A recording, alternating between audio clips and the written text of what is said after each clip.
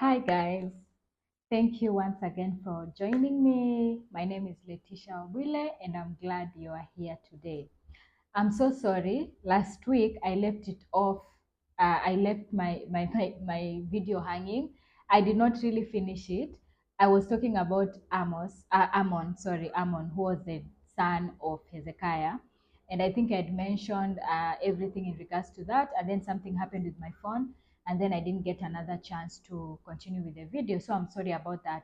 But what I was saying was that we need to be very careful as we bring up our children.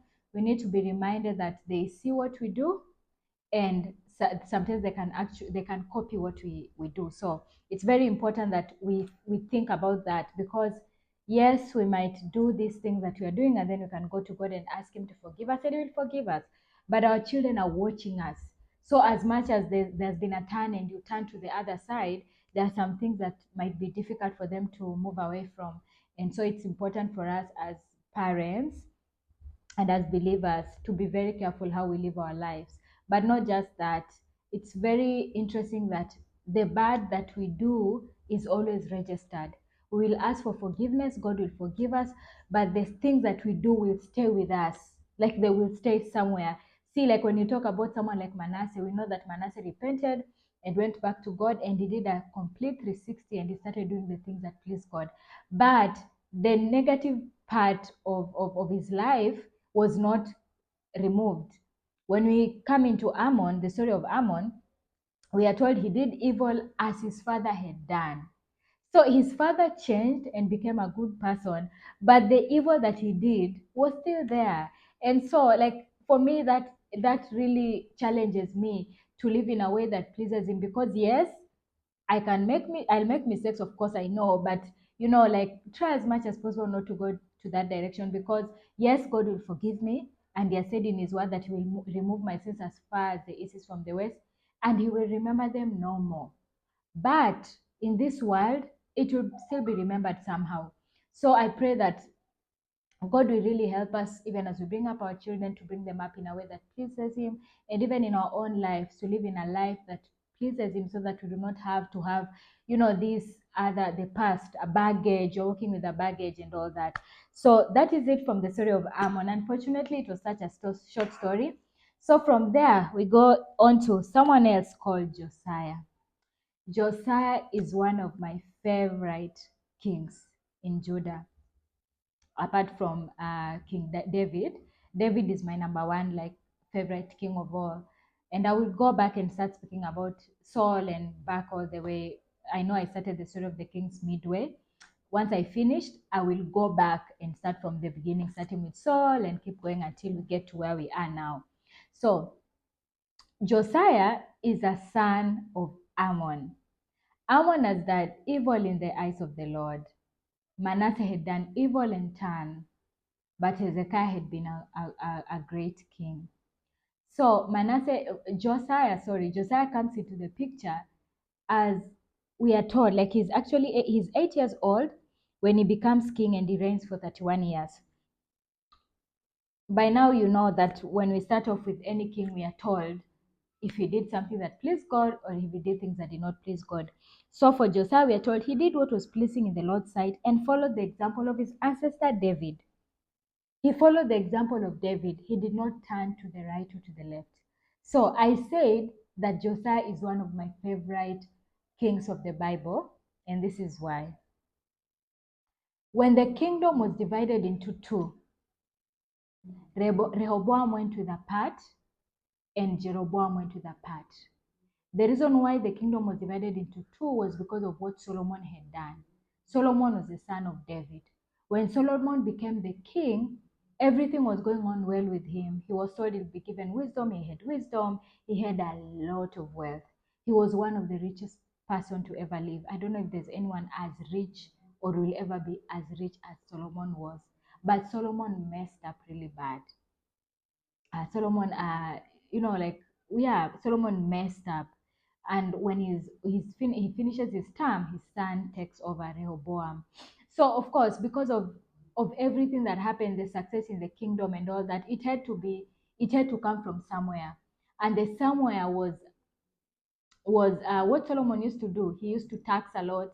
He used to, hard labor and all that. And so when Rehoboam is coming into power, Jeroboam comes and, asks Rehoboam, please, we promise to be faithful to you just like we were to your father. Only, excuse me, only if you promise that you will, you'll reduce the kind of work, the taxes, and everything that your father did used to do um, for us. And so Rehoboam was like, "Go, I'm going to, consult, and then I'll get back to you." Rehoboam consult with the older guys, consulted, consults with the younger guys, and he goes with the younger guys idea, like younger guys advice instead of the older guys. So he tells, I'm sorry, he tells Jeroboam, you know what, I'm not going to listen what my father used to do. Like, it's actually going to be more. Like he said, this little finger is not even like my father. Yeah, my father did whatever my father did. I'm going to do so much more. And because of that, the people became mad and they walked away. They said to hell with David and his people. We're going to be on our own. And at that point, that's when the kingdom was divided into two. So Jeroboam went to the 10 tribes, and then Rehoboam remained with the tribe of Judah and Benjamin. So because Jeroboam has gone on this other side, and he has left, he has gone, and he, like it's a revolt. And so you go on your way, I go on my way. But how do I make sure that these people do not come back? When they were together, they used to go to Jerusalem to worship and to do all those things, because the temple was in Jerusalem. That is where Solomon had built, and so the city of David. And so if anyone wanted to go for sacrifice and offerings and all that, they had to go to Jerusalem. But now that the kingdom had been divided into two, Jeroboam thought, if I continue allowing people to go there, they will go back. They will be convinced, and they will go back and start serving this other king.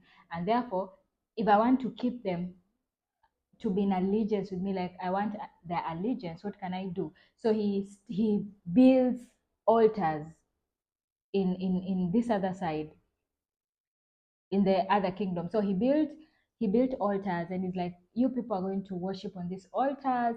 You don't need to go to Jerusalem. And that's when idol worship started. So idol worship started when Jeroboam took over as the king on the northern tribes. So they were divided into two, the northern tribes and the southern tribes. So the southern tribes were where Rehoboam remained as king, and then the northern tribes is where Jeroboam became the king. And as Jeroboam, as the king, felt like for him to continue ruling with power and, authority and strength, he needed to ensure that the people did not go back to Jerusalem to sacrifice and to worship God there. And that's when he did this other stuff. And, like, they started worshiping idols. They started like building altars for gods that were not the right God. And so things became so crazy that God sent a prophet to go and warn Jeroboam. So this prophet goes and warns Jeroboam and tells Jeroboam, what you've done. God sees what you've done. God is angry with you, and a king is going to come, and this king is going to destroy everything that you have made. Do you know who that king is? It's King Josiah.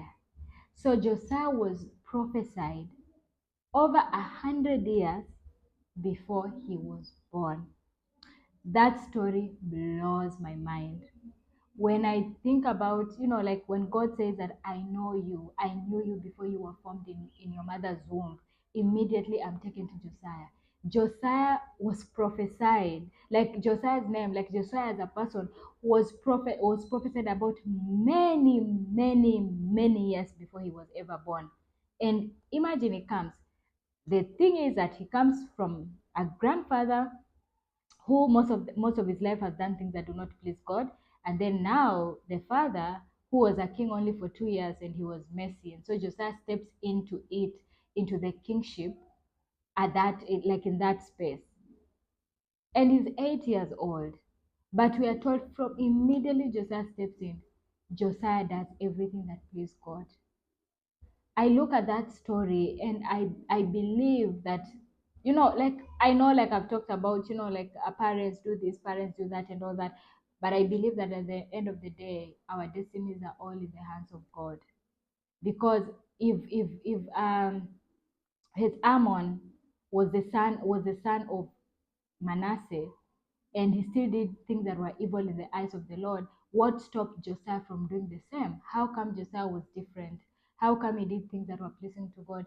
Kind of reminds me of in Romans, where Paul says that the heart of Pharaoh was hardened, and he chose Jacob from the womb, and he did not choose Esau.